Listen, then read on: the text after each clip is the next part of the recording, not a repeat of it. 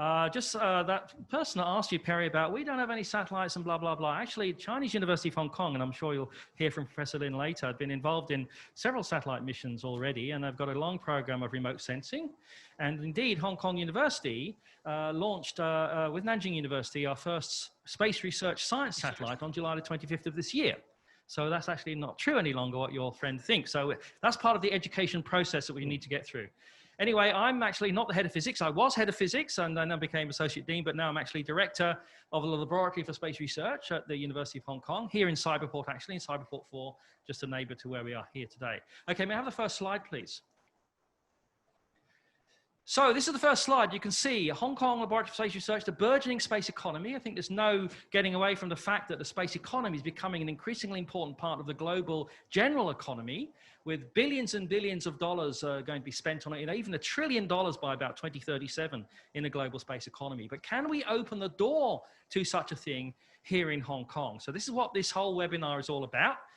So when you come up to a door, I mean, the thing about conservative societies, you wonder about what's behind the door. Do you open the door? Do you carefully put it ajar and look in? Or do you try to burst through that door and try to get on there and get going and be brave about it? So I think that's one of the discussions here in Hong Kong, is how the government gets engaged with the opportunities that are coming up through the burgeoning space economy. Next slide, please.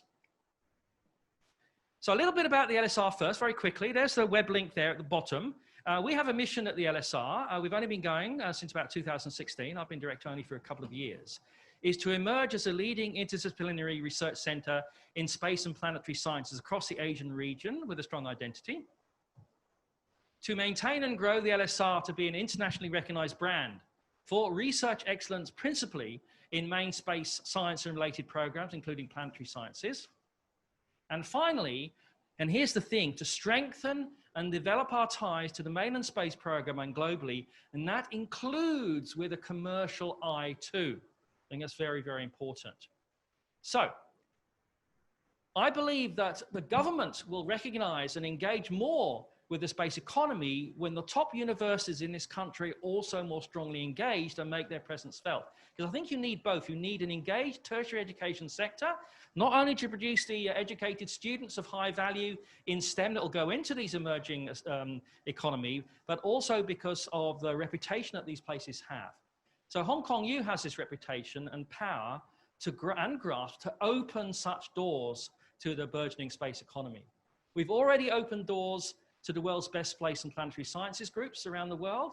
We've opened doors to establishing joint labs with top mainland science and planetary science entities.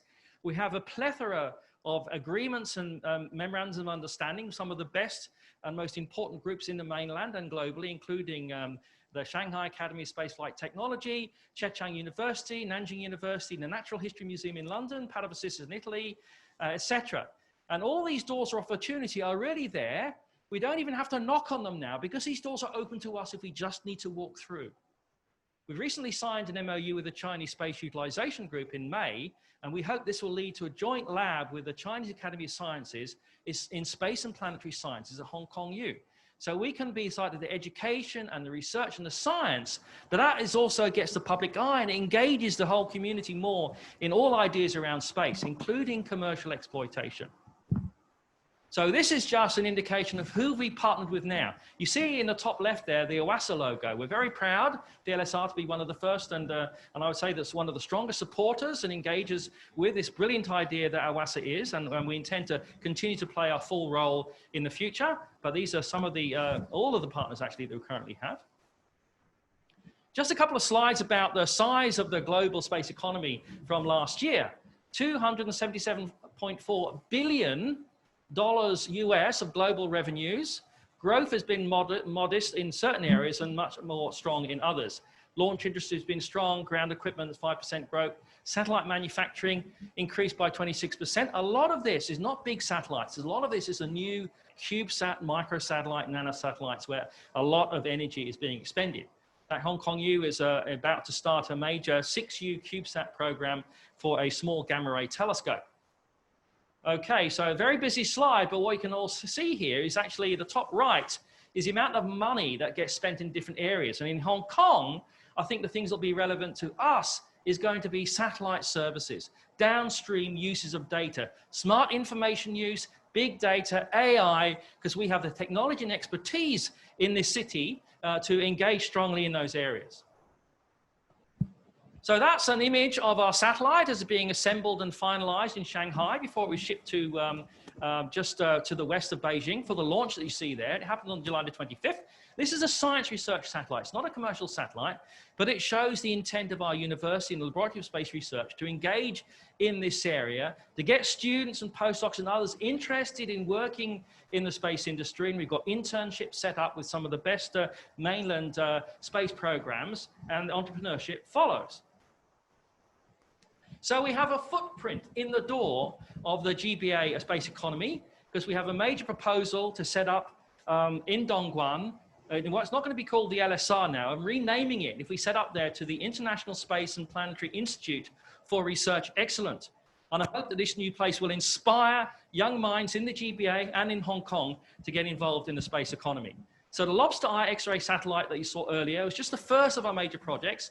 We've got a UV telescope we hope to launch in a satellite next year, and we've got a CubeSat gamma ray telescope we hope to launch after that.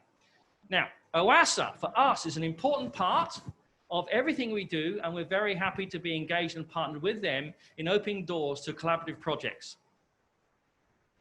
So this is just a picture of what we hope to do in Dongguan. There's a rather lot of information there. CubeSat program is highlighted down there in yellow, and this is kind of the things that we want to do.